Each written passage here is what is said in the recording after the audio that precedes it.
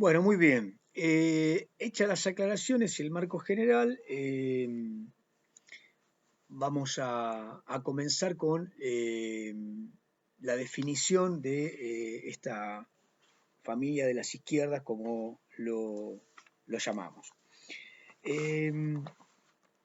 la clase que tuvimos, yo hice hincapié al principio,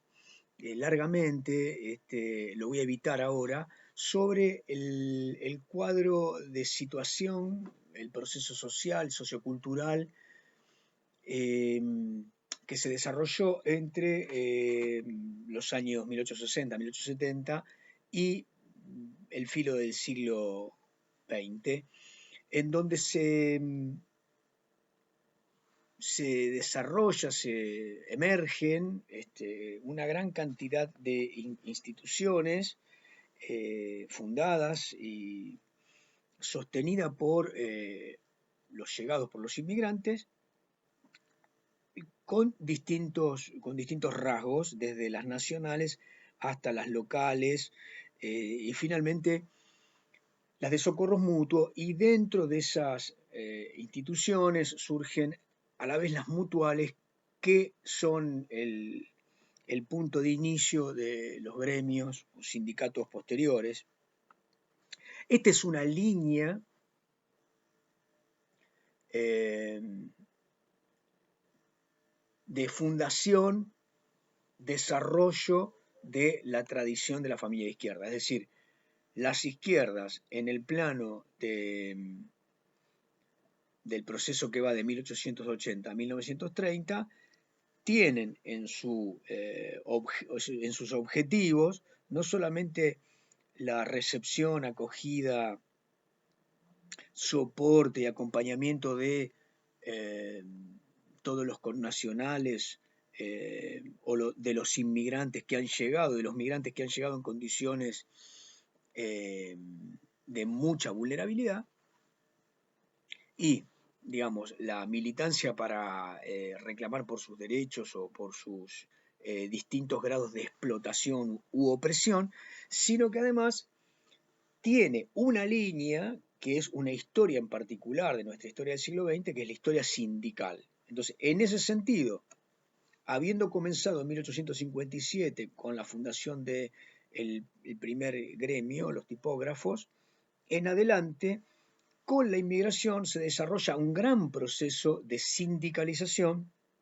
de los trabajadores, que de alguna manera acompaña el camino del ferrocarril,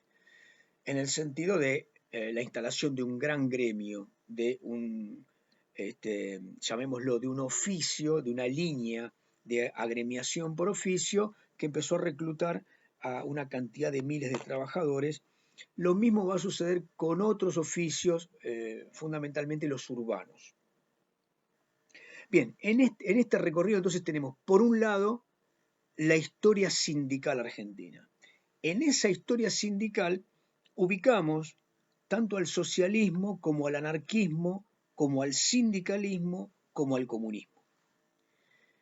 Así como los he mencionado y ubicado, los podemos encontrar en términos epocales, es decir, socialistas y anarquistas emergen, tienen una visibilidad clara en los años 80, de mediados a fines de los 80. En el caso de los anarquistas, sobre los que me extendí más en la reunión, en la clase, en la sincrónica, eh, reitero, para los que no estuvieron, que los sindicalistas tienen como base fundamental de su accionar la fundación y el mantenimiento de estos gremios. Son el centro de la defensa,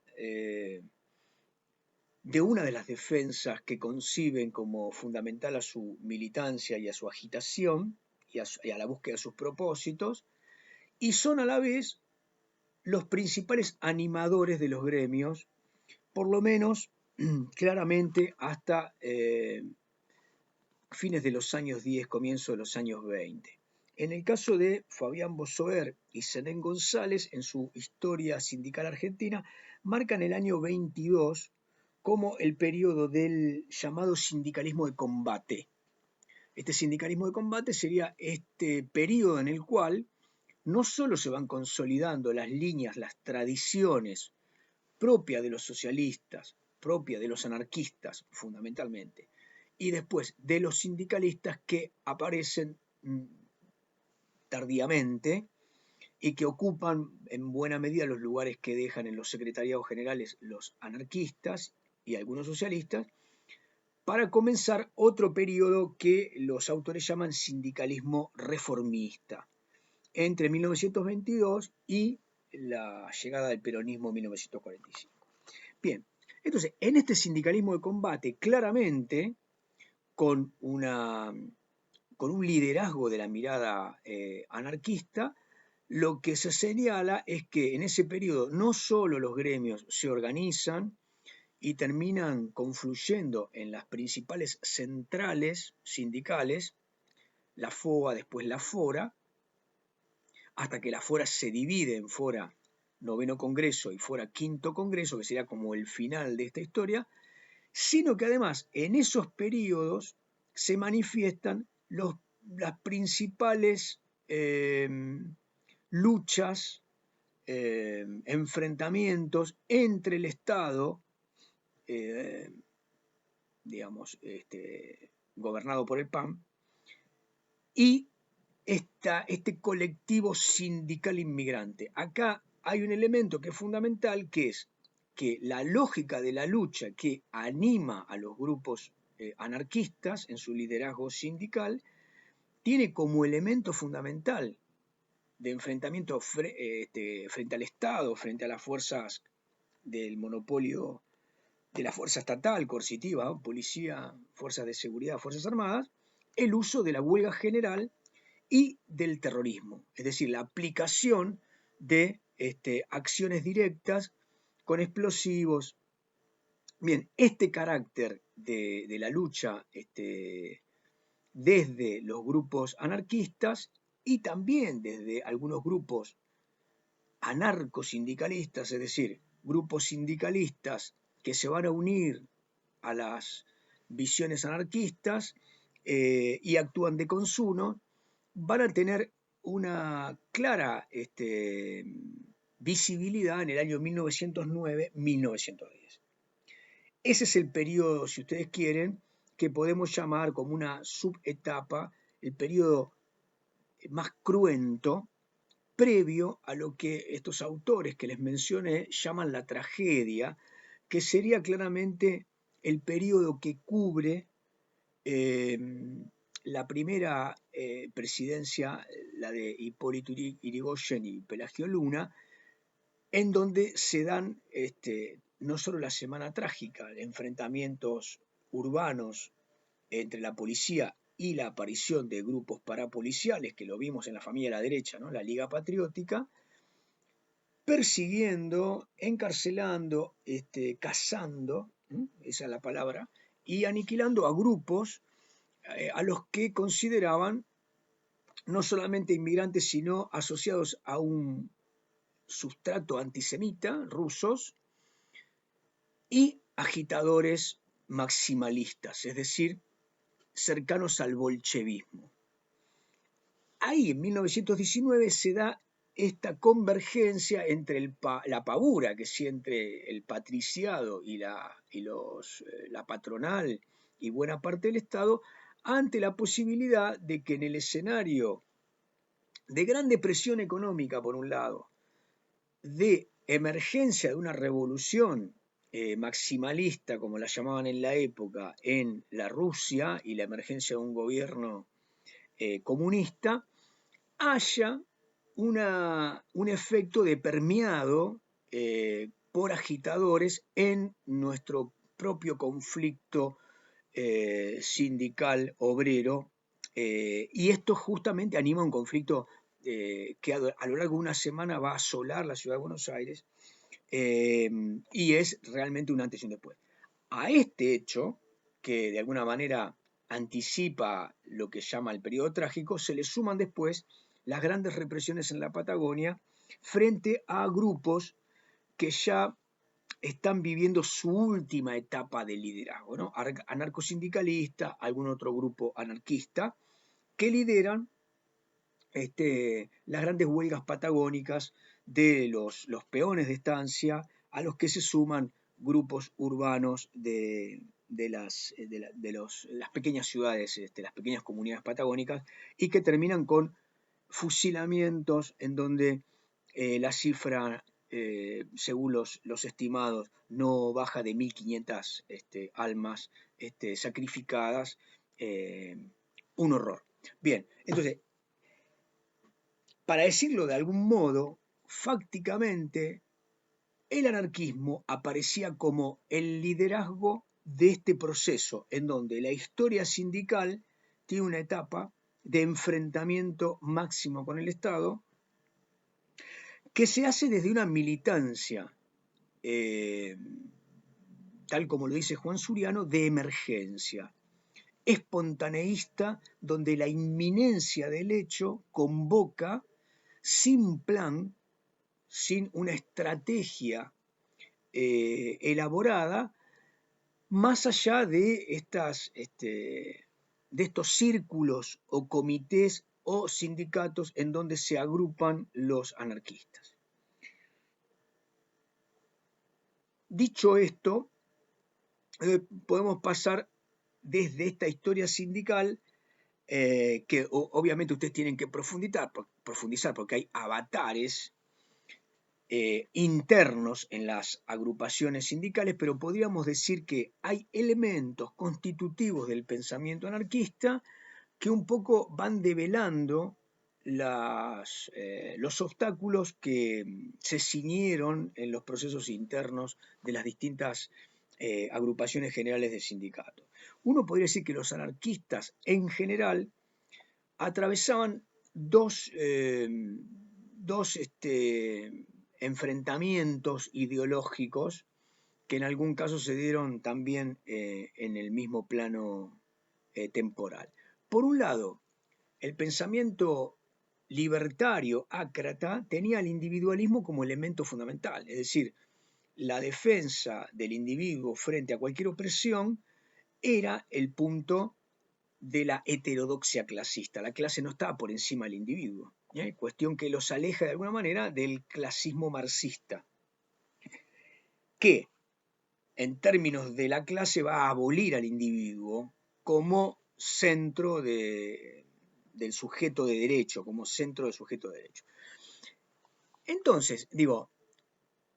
uno de los principales límites que tuvo el anarquismo en sus comienzos fue la fundación de círculos o de estas comunas, donde llegó a haber medio centenar y más en la ciudad de Buenos Aires en la primera década del siglo, que no tenían contacto entre sí. Al interior de estos círculos o comunas estaba el pensamiento que podía ser individualista o colectivista, es decir, líneas que fueron separando a los anarquistas en el sentido de empezar a modificar el pensamiento original libertario de Max Stirner, digamos, por el de la colectividad, es decir, la idea de un colectivo que supere al individualismo inicial en términos ideológicos. Esto, por un lado. Y por el otro, a medida que comienza a desarrollarse la idea del anarquismo como conductor de la lucha sindical de los gremios obreros, aparece el otro problema, el problema de los organizacionistas y los antiorganizacionistas, es decir, aquellos que entendían que la lucha sindical obligaba a unirse con otras organizaciones, en el caso concreto de los sindicatos, los socialistas. De hecho, va a haber algunas centrales sindicales donde coinciden por algún tiempo, y el plano de los antiorganizacionistas, que plantean que el dogma, llamémoslo, o el ideario anarquista, no permite la unión con aquellos que convalidan la existencia del Estado, como el caso de los socialistas.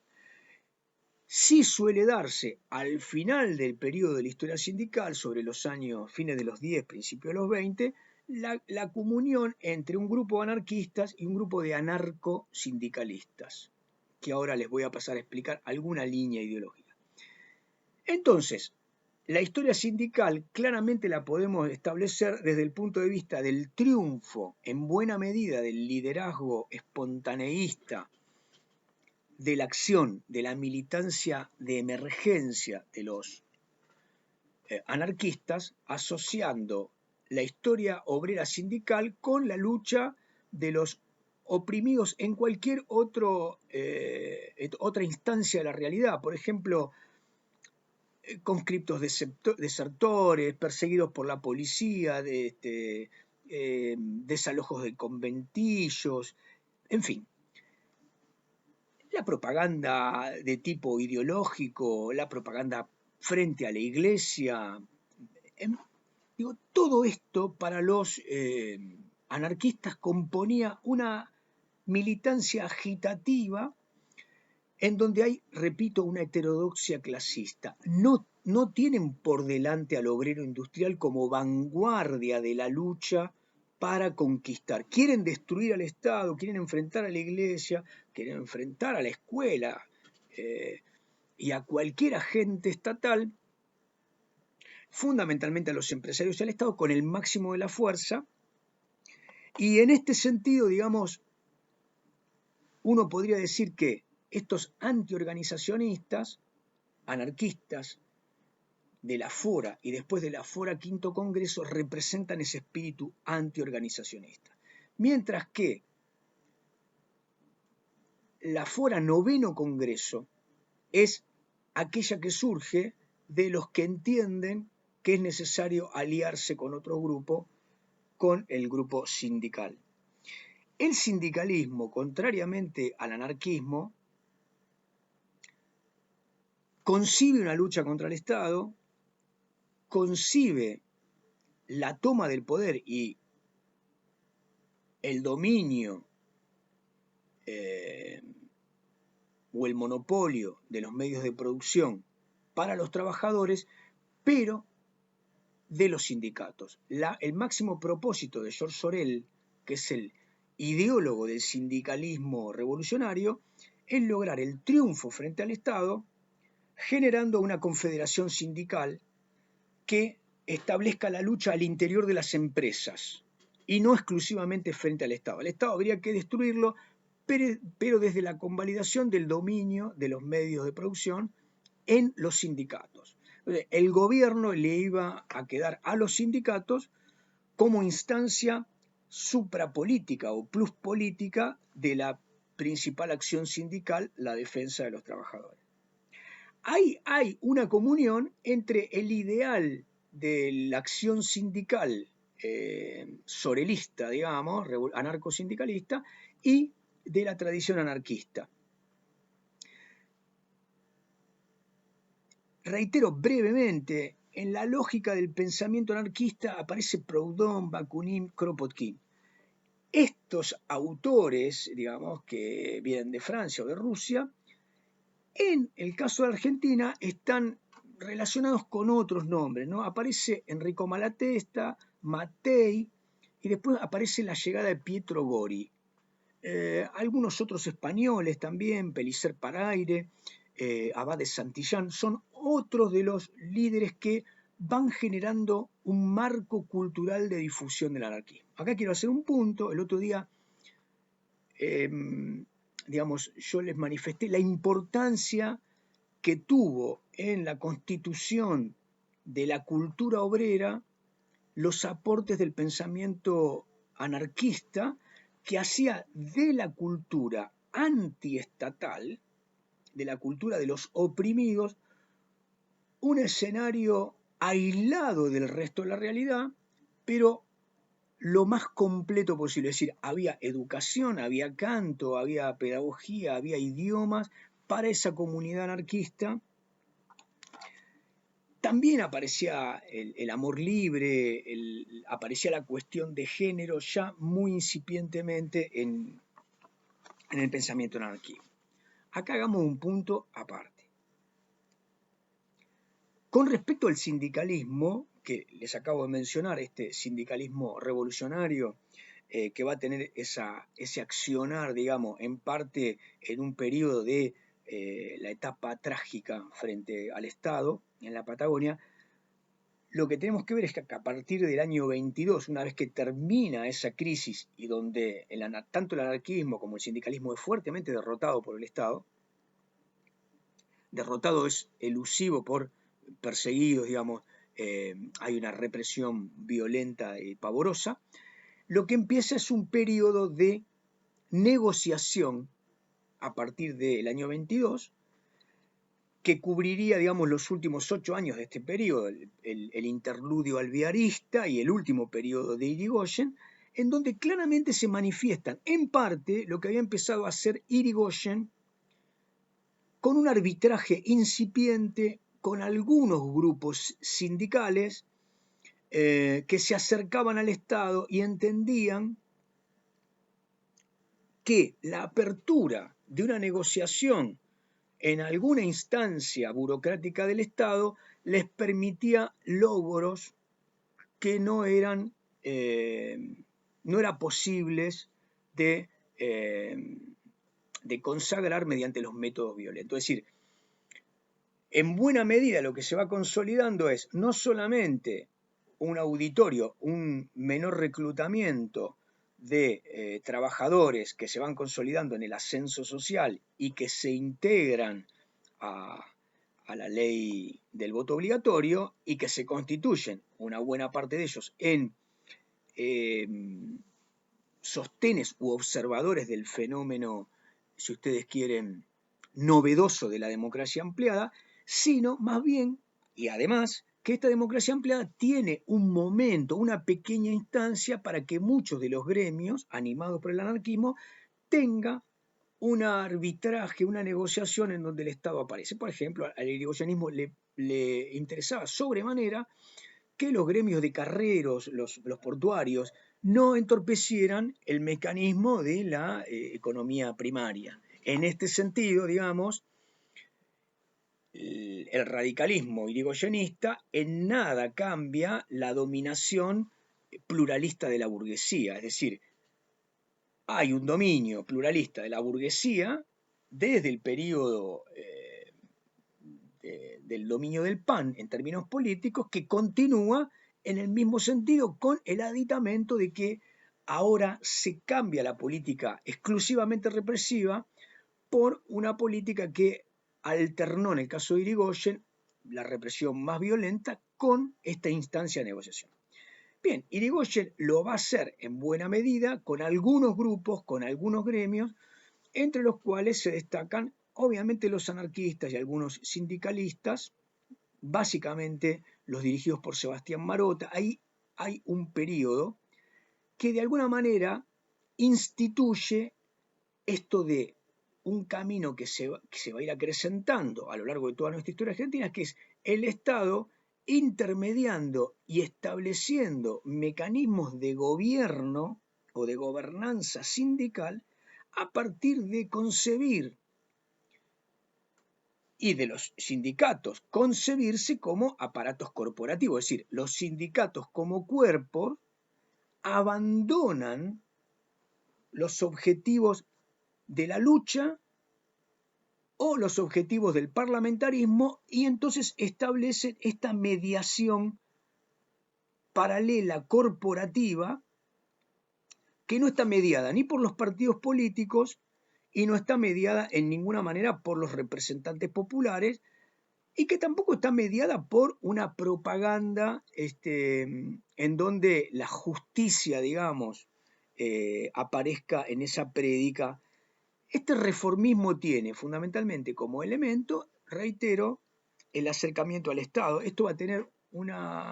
largo proceso en donde después la historia sindical nos va a ir demostrando alternancia de periodos de gran represión del Estado con negociación, y estas negociaciones siempre van a tener algunos sindicatos asociados por, obviamente, necesidades estatales o por demandas del empresariado. Sindicalismo reformista. A esto, en términos de denuncia, el clasismo bolchevique, es decir, los que son internacionalistas militantes, es decir, los que fundan el Partido Socialista Internacionalista y después el Partido Comunista en la Argentina y adoptan la prédica moscovita, la prédica de Lenin, del marxismo leninista,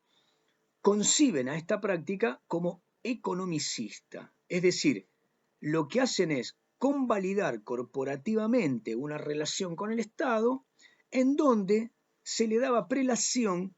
a la retribución salarial de algunos trabajadores en detrimento de la lucha verdadera por la emancipación de los obreros como clase. Bien, esta va a ser una dura lucha que se entabla y en donde el Partido Socialista Internacionalista, que tiene corta vida, sobre todo el comunismo, va a lanzar en primera instancia como grito de guerra. Bien, creo que acá más o menos lo que logramos es cerrar, concluir medianamente el argumento este de la vida sindical. Nos falta un integrante que lo dejo para el final porque tal vez es el que tiene aditamentos más importantes, ¿no? O de mayor continuidad. Dicho esto, me falta algo para comentarles. El sindicalismo va a seguir presente en la vida con identidad sindical, tal vez con elementos moderados, no ya revolucionarios, a lo largo de los años 30, al igual que el comunismo. Mientras que el anarquismo va a declinar en los años 20 para quedar en los años 30 casi como acciones individuales, delincuenciales de algunos pequeños grupos o individuos. Es decir, el anarquismo desaparece en sí mismo por falta de convalidación de su proyecto político y por falta, si ustedes quieren, de continuidad o acompañamiento de ese auditorio popular trabajador al que ya no le asiste el anarquismo desde ninguna de sus necesidades. Bien, desde el punto de vista del sistema partidario, tal vez el grupo que más influencia, más importancia y más duración tuvo en la historia argentina sea el Partido Socialista.